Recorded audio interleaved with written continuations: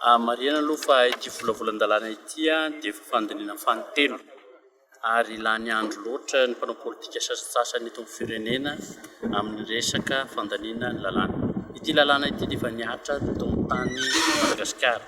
Marihana fa mbola tsy solombavam-bahoaka ny tenanay ary mbola tsy nisy ny solombavam-bahoaka dia ny tao amin'ny antenimieran-doholona no nanome fahefana ny filohan'ny repoblika hanao an'ity lalàna ity.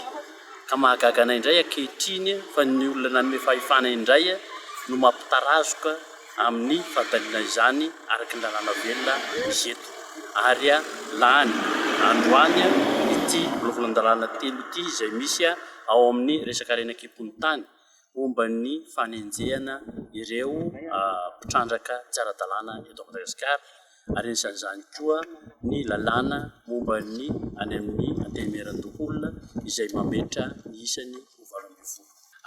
Eto zany manaraka ny lalàna velona ary ao anatin'ny lalàna no nandaniana an'ity. Misy koa zany mbola manilitsao hoe ity fananganana ny paritera teo ity dia hampitomboana ny feim-potoana iasan'ny filohan'ny repoblika. Tena tsy marina izany ary aoka ny fanerezana tsao eto Madagasikara fa lalàna ny resaka eto dia lalàna koa ny fampandaniana azy.